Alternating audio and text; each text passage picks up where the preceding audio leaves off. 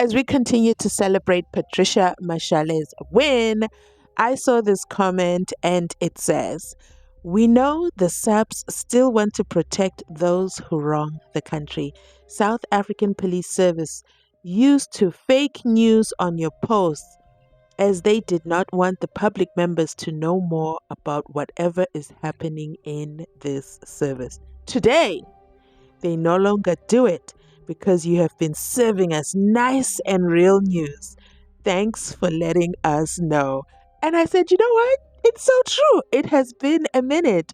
Before, they were always slapping. Okay, they'll take a screenshot of Patricia Mashale's post on Facebook or Twitter, and then they would slap a red mark over it that says fake news, misleading information. They would constantly do that. So I went back, ladies and gentlemen.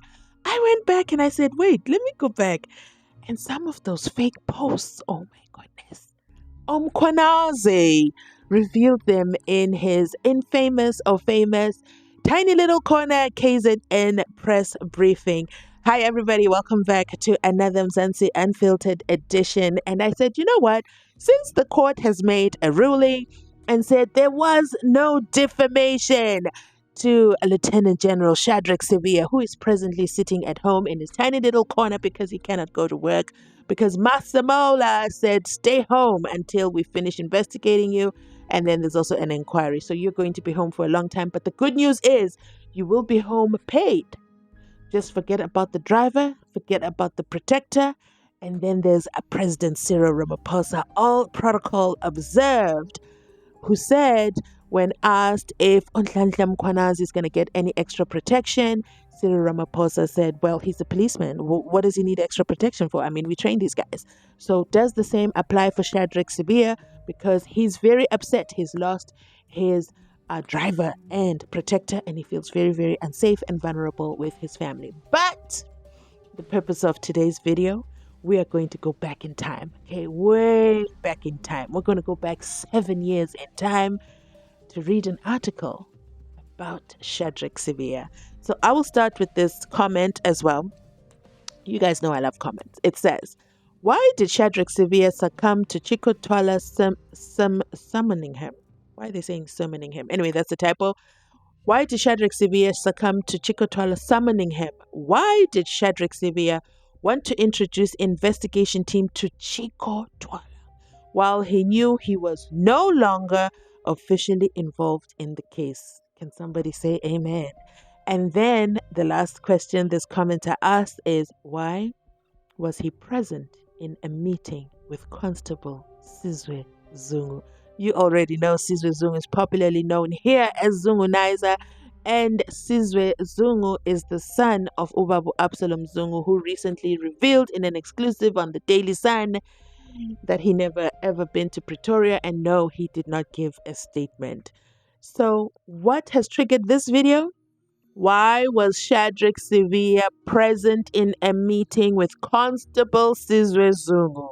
That, ladies and gentlemen, is the $1 million question. Will we ever get an answer? So let's read this article. It is titled,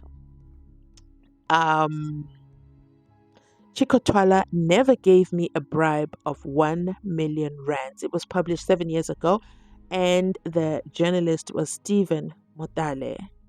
No, not Motala, the one who's now currently facing bribery charges, but isn't that ironic? It's the week of bribes, okay? The former Hawks head General Shadrack Sibiya. Oof. The former Hawks head General Shadrack Sibiya has broken his silence, lashing out at rumors that he took a 1 million rand bribe from the veteran musician Selo Chicco Twala in exchange for protecting his son Longwe Twala from facing charges related to the murder of soccer star SENZO MEYIWA. Sibiya was responding to explosive social media claims by a parody Twitter account, Man's Not Barry Roo, which triggered old allegations that Ulongwe, who was at Kelly Khumalo's mother's house where Meyiwa was shot dead, was involved in the October 2014 unaliving, and Twala had helped cover it up. Over the past few weeks, the parody account has accused a frenzy with more claims that Twala went as far as paying Sibiya 1 million rands to protect his son, who allegedly used his father's firearm to commit the unaliving. A tweet with Sibiya's face posted on the account a few days ago claims this is the former head of the Gauteng Hawks, General Shadrack Sibiya, whom Chicco Twala sent a text message asking for his intervention in saving his son Longwe, and Shadrack Sibiya intervened. Hashtag SENZO MEYIWA, hashtag justice for SENZO MEYIWA. This was followed by another explosive tweet from the same account. Former Hawks Shadrack Sibiya was offered 1 million by Chicco Twala. The meeting took place in Selo Chicco Twala's house. What? He went to his house? Okay, let's just keep reading, okay? And then I'll react at the end. How about that? And Longwe Twala was present. Hashtag SENZO MEYIWA, hashtag justice for SENZO MEYIWA. In an interview with the Sunday Independent, Sibiya, now City of Joburg's head of forensic investigations, said shortly after the shooting he received a call from the Gauteng Deputy Provincial Commissioner and Head of Detectives Major General Tibelo Mosikili, in which she informed him that the soccer star had been gunned down. Why did she call him? He was now working for the City of Joburg. Was he SENZO MEYIWA's friend, business partner, alliance? Major General Tibelo Mosikili needs to come to the front of the room, because why did you cause all this? Why did you call Shadrack Sibiya? What is he known for? What does he do? Because he wasn't a part of SAPS at that particular moment. But let's continue on. I immediately called my team and we went at the hospital where SENZO was rushed to. When we arrived there, we were so many people, most of whom were distraught, including then Bafana coach Shakes Mashaba and a number of soccer players. Sibiya said the Hawks team rushed to the unaliving scene, where they found many people, including the high-profile figures such as Gauteng Safety MEC Sizakele Nkosi Malubane. After we secured the crime scene, we interviewed all those who witnessed the unaliving.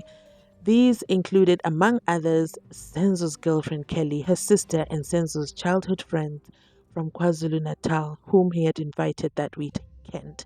Despite crying hysterically, SENZO's friend did manage to give us a detailed account of the events prior to and after the shooting. Sibiya was reluctant to divulge further details, citing an ongoing investigation by the police. It's so ongoing that it's still ongoing today, okay, 7 years later. And not only that, it's actually a prosecutorially led investigation.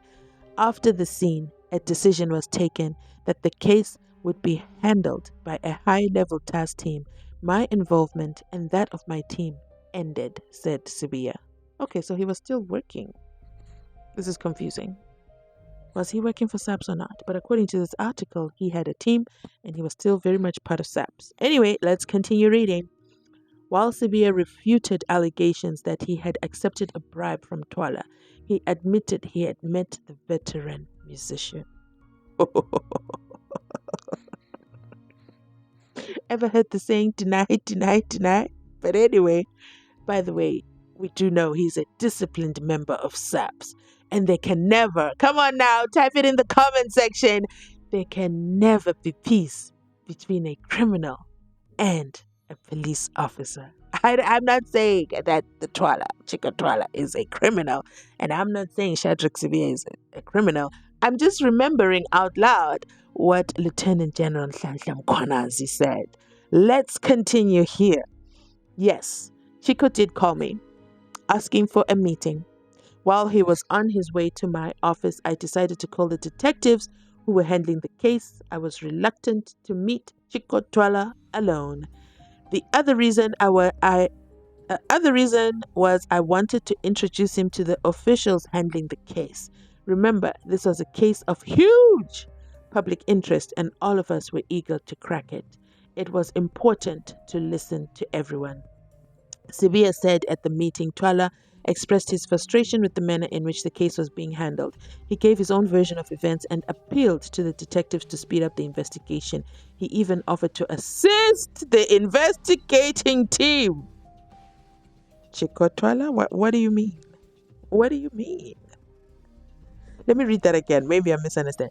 Sibiya said at the meeting, Twala expressed his frustration with the manner in which the case was being handled. He gave his own version of events and appealed to the detectives to speed up the investigations. He even offered, okay, so the English is I'm understanding English here to mean Chicco Twala offered to assist the team in its investigation. A civilian. Since that meeting, I have never met with nor received a call from Chicco, said Sibiya. Contacted for a comment, Twala confirmed meeting Sibiya and a team of detectives. He said he requested the meeting to assist the investigators whom he requested to broaden their scope of their investigation. Broaden their scope with what, sir? Ah! At no stage is that when the cooking started? Is Chicco Twala the real mastermind? Allegedly. At no stage did I offer anyone a bribe. If my son was involved in the unaliving, I would not hesitate to hand him over to the authorities. Faceless people must stop resorting to social media to spread malicious rumors which are destroying other people's lives, said the singer. Another thing that most people do not know is that Ukeli was very much in love with Usenzo. Do you know what that reminds me of? It reminds me of Kate and Mackenzie. I'm not a racist. I have children with a black woman. I'm not a racist. My mother is black. But we are not there, okay? Asikolapo. Another thing that most people do not know is that Ukeli was very much in love with Senzo. Distraction. At the end of the day, Senzo Meyiwa is 6 feet under. We are not looking for who he loved here. We're looking for who unalived Senzo. Focus, Chicco Twala, focus. I find it inconceivable that she would conceal the unaliving of the man who fathered her child and with whom she was so much in love with. He was married to another woman. Did you forget that, Chicco Twala? This was not a Musam Selego situation. Anyway, let's continue on. Like Twala, Sibiya had harsh words for the user of the Twitter parody account, warning him to refrain from using social media to destroy careers and reputation. He also called on authorities to investigate the users of the parody account, Twitter account, adding that failure to do so would see more careers and lives destroyed. Claims by these faceless individuals that I took a bribe from Chicco are a malicious attempt by rogue and dodgy individuals who are hell-bent on tarnishing my good reputation, and I'm a disciplined member of SAPS. It's me who's adding that. Okay. Let me tell you something. That's my favorite sentence, quote, okay, from Shadrack Sibiya. But let's continue on. Let me not digress because there's so much to read.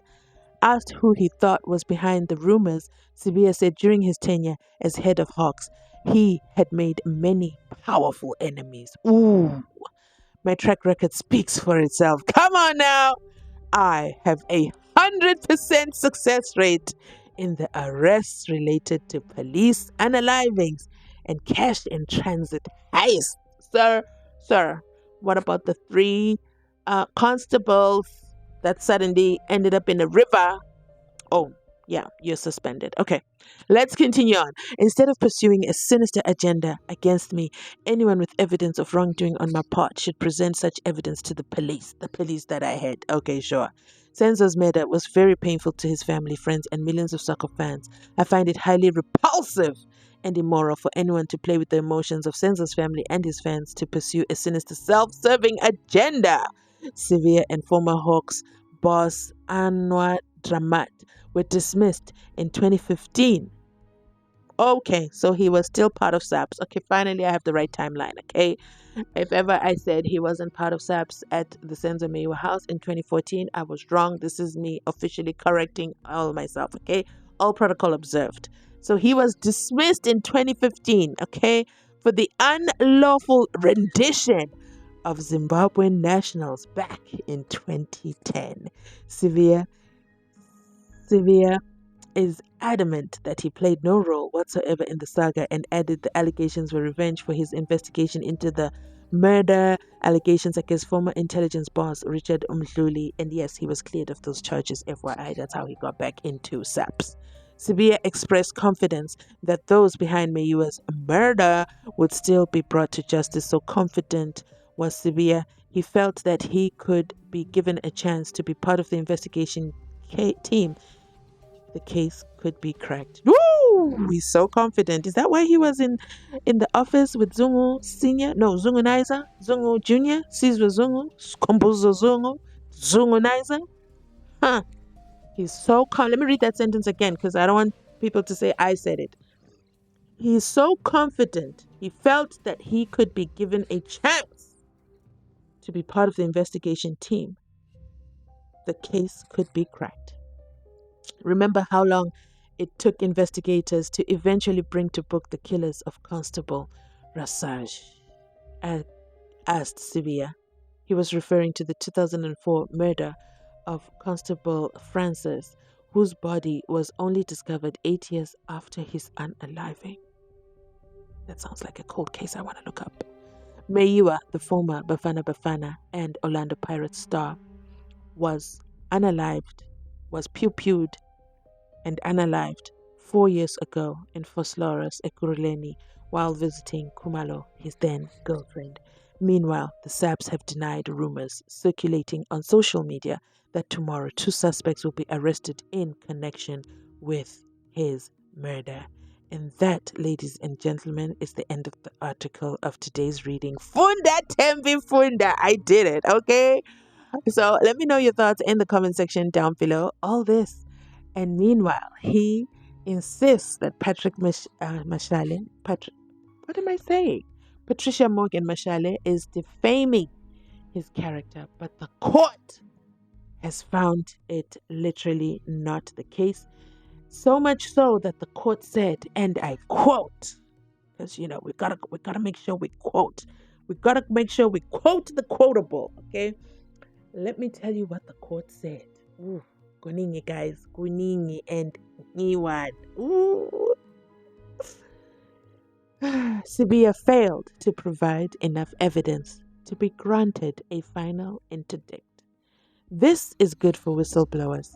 We have freedom of speech in this country, and this needs to be respected by people in positions of power in this country. Patricia Mashale is entitled to report matters of corruption as a whistleblower.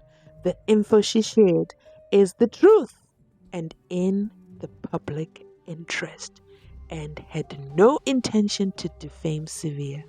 It will be used as case law by other whistleblowers. Patricia said she is glad it's finally over. So the question I have, somebody put a comment, I can't find it right now, but it says, so glad that the court has ruled Patricia Mashale is right. That Shadrack Sibiya tempered with the crime scene in the SENZO MEYIWA trial, because that's what the tweets were about. I'm going to end this video right here before I get in trouble.